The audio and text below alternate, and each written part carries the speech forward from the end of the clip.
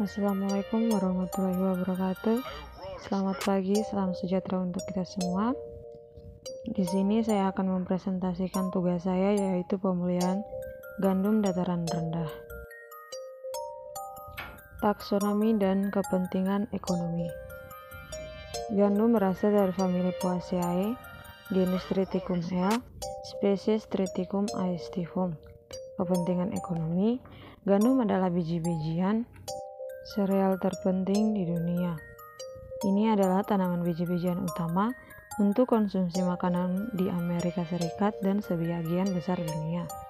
Asal dan sejarah, gandum diyakini berasal dari Asia Barat Daya. Persilangan antara gandum liar, Emmer liar Triticum dicocoides, dan Agelopus growersa sejenis rumput ini menunjukkan bahwa gandum Triticum aestivum diturunkan dari persilangan antara ketetua gandum Persia Triticum persicum. Gandum Persia diturunkan dari gandum penghuni danau Swiss Neolitik, persilangan antara cinkron dan rumput. Adaptasi. Gandum paling baik beradaptasi dengan iklim sedang yang sejuk di mana curah hujan tidak berlebihan dari 15 sampai 24 inci per tahun. Berdasarkan musim produksi, ada dua jenis gandum, musim dingin dan musim semi.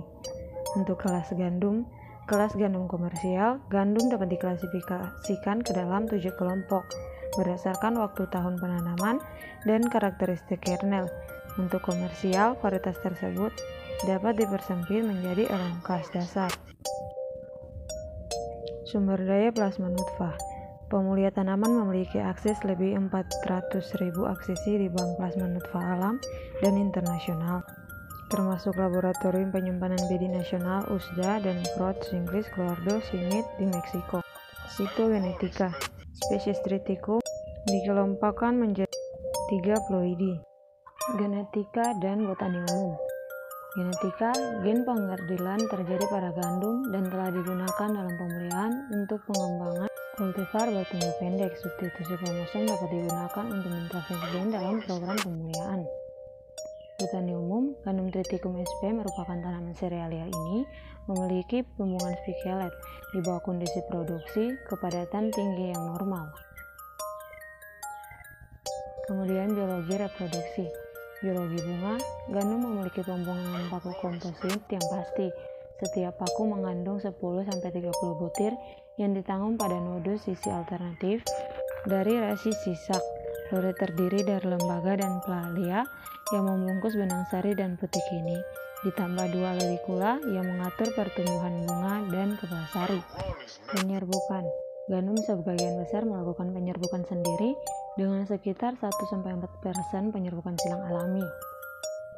Serbuk sari gandum tetap bertahan hingga sekitar 30 menit setelah penyerbukan atau penambahan. Metode pemulihan umum. Pemulihan dilakukan pertama membuat persilangan sederhana pada F1, F2-nya spen plan 2000-3000 F2 dalam kondisi optimal. Hasilnya, F3 tumbuh ditanam pada baris petak baris sepanjang 2 meter dengan jarak tanam yang rapat. Pilih plot yang diinginkan, kemudian lakukan penyerbukan ke tanaman yang terbaik di setiap lob. Yang F4 tumbuhkan pada baris tanam yang terpilih dan perlakuan seperti pada F3. F5 space tanaman 1000 tanaman per plot dari famili F4 terpilih dalam kondisi yang menguntungkan. F6 tumbuhkan tanaman terpilih secara individual sebagai F6 3 baris dengan panjang 2 meter. Pilih dan perbanyak kalori unggul secara agronomis untuk uji hasil. Ya, sekian presentasi dari saya. Terima kasih.